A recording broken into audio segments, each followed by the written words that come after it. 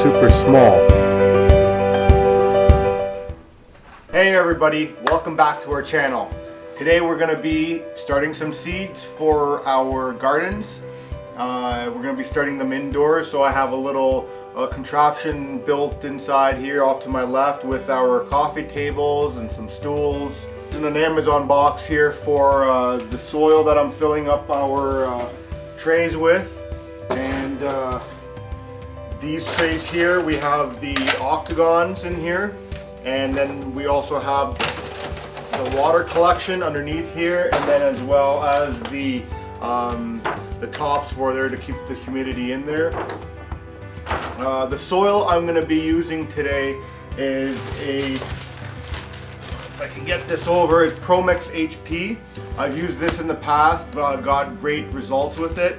But one trick I did find, and I might get some hate on the internet on this one, but I also like to mix it in with a Miracle-Gro seed starter here. And that's just to add some extra nutrients into the soil. What I do is I do 25% of the Miracle-Gro seed starter and then 75% ProMix. And what we are going to be starting today is some celery, kale.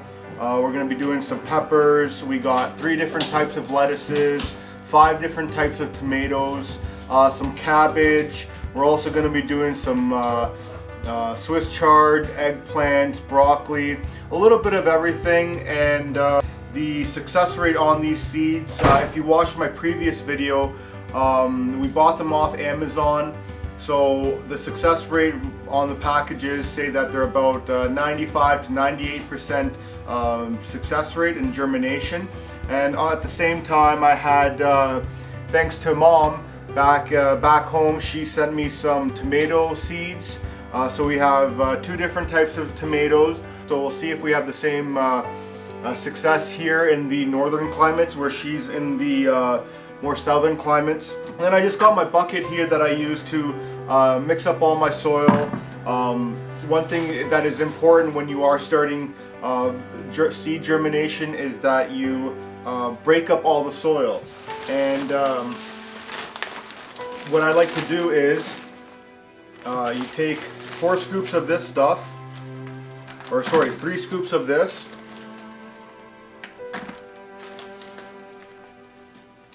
3, and then 1 scoop of this, and then that way it's all mixing up together all at the same time. You any of these harder pieces, you need to break those down just so that the roots have no resistance in growing, especially the taproot, which is the first root that comes out of any of the seeds, is called the taproot. That's the one that goes the furthest down into the soil. And if that one has any resistance or any problems growing, then you will have a lot more problems growing or germinating your seeds. So I like to break up all my soil. I'm not gonna put you through that, but just understand you really want a nice porous soil, something that the water can get right down to the bottom, has no issues with. Another note, Mom did send over some different types of peppers, so we have some hot peppers here. So what I'm going to do is with these is split them down and get the seeds out of those and start those ones, and then some sweet peppers as well. And same process with those. You break open the dried out peppers, seeds are in there, toss them in your cells and let them go. One thing to keep in mind is when you are doing this, and with the variety of tomatoes and peppers that we are going to be doing, you have to mark your cells. What I'm going to do is fill up the rest of my trays here, and then I'm going to get a screw head, and I'm going to make my little imprints into the cells here where I toss the seeds, and then just cover them up and go from there. So stay tuned. Alright, so now we've got all our trays filled with soil, seeds ready to go. I had Kimberly fill out some labels for us so that way We know what's what because we have 5 different tomatoes. We just don't want to mix things up. They are on sticky notes right here, so what we're going to do is once we put them on the trays, we're going to just cover them up with some masking tape. That way that when we go to water our seedlings or our seeds, that the ink doesn't run off. So that's a quick little tip for anybody that doesn't have actual sticks for their trays and making up their own. Alright, so a quick tip when you're going to get these trays ready for seeds is to use a head of a nail or a screw like I have here, and what you're going to do is you're going to push them down into the soil just to give you a little divot, and so that you can place the seeds in there and then cover it up. So if you look right here, this is how I do it. I just push them in like that into each cell.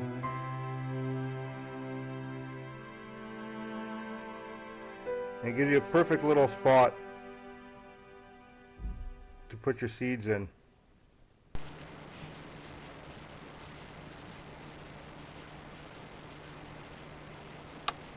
Alright, now that you've finished putting in all your holes for the seeds, it's time to start planting the seeds.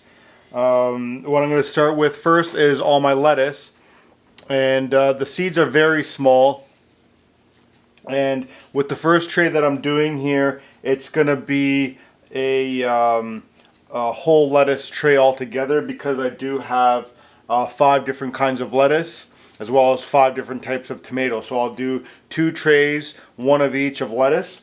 So the one I'm going to start with first is going to be the black seeded Simpson. Now as you can see, these seeds are super small. So what I'm going to do is do about 4 or 5 seeds per spot, and then cover them up and then give them a good watering at the end.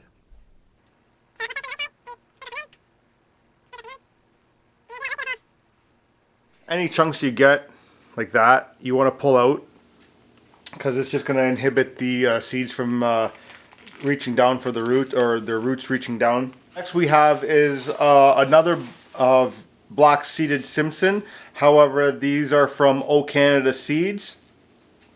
So yes, I do have the 2 same types of seeds. However, because they are from 2 different suppliers, you can have a totally different outcome from the same type of seed. And in case you were wondering how far I went in with the nail head or the screw head, I typically go down just about ½ inch down, no more than that, because then you're going to inhibit the amount of root growth that you get from each seed. So anywhere between 1/4 inch to ½ inch max is what I would recommend.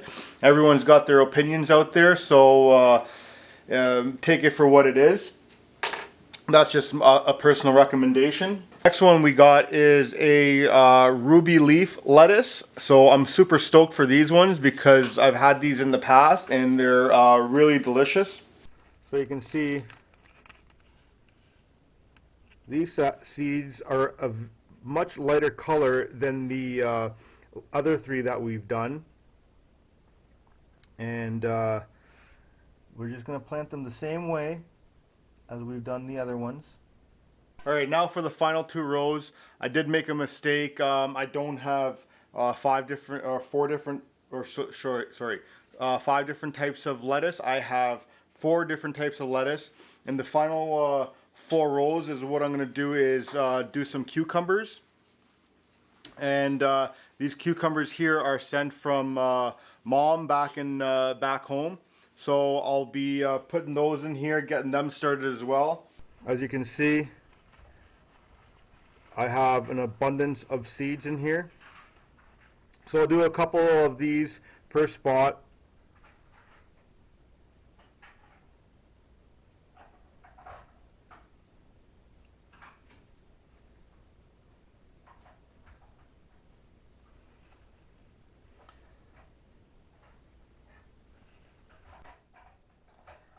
And after I'm done trying it started indoors, I'm going to also try them outdoor direct sow as well.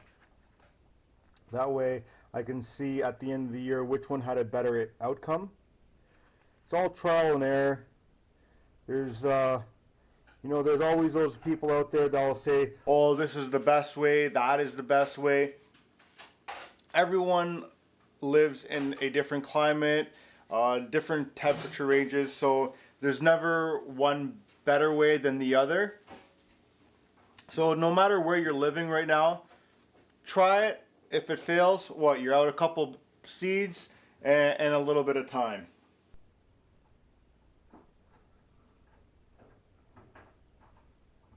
And as you'll notice, once I'm done with these also, I will have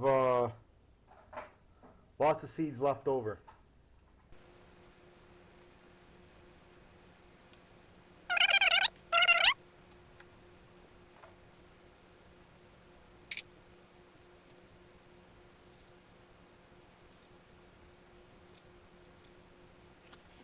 All right. So we're gonna get into some sweet chili peppers here. I already did some hot chili peppers, but I thought you guys would like to know how I get the seeds out of these ones.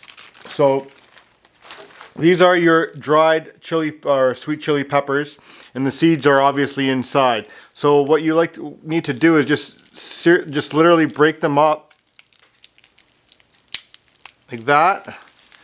And then if I can open that up right there, you'll see the abundance of seeds that are in there. And that's what you're just going to scrape out there and put them in. I'm going to use a nail. And you just scrape all that out. And look at all the seeds just from one pepper.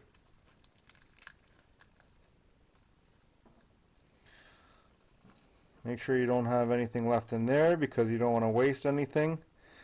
Seems pretty clear to me.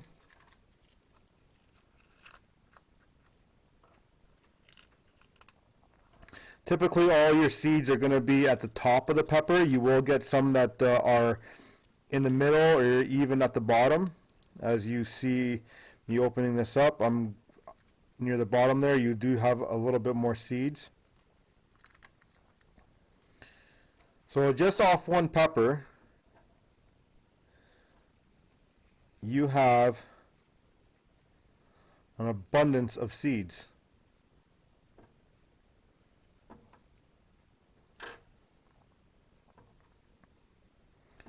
So that there will get me enough for my 12 spots that I'm going to get going just for now. And I'll see what I'm left with later, but now I'm tossing some off into the scrap pile, which I should maybe put back in there. And so then once you're done with all the peppers, or that one pepper should I say, just toss that out and you're done. So shout out to Mom again for sending me these hot chili peppers and the sweet chili peppers. That was a solid on that part. And then you just plant them in normally like you do any other seeds.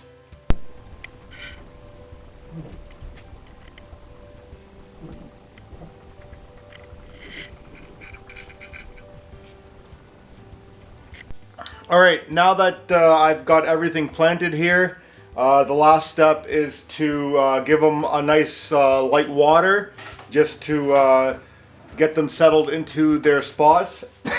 Excuse me. And then the trays with the octagon cells there, I'm going to put their little humidomes on there so that the water doesn't evaporate as quickly, and then gives the seeds a little bit better chance to germinate. Other than that, it's kind of wait, water it every couple days. You got to test the ones that are not covered and make sure that they don't dry out. The ones with the domes on them, they will last a little longer. And yeah, so anywhere from 7 days up to 2 weeks, you might have to wait for these seeds to germinate. and you go from there. And in a couple months I will be putting them in the greenhouse or putting them directly into the outdoor garden and planting the rest of the seeds that we have. Thanks for joining us, or should I say me, today on the planting of these seeds. If you have any questions, comments, please leave them in the comment section. If you could hit the subscribe button if you're new to the channel, that'd be great.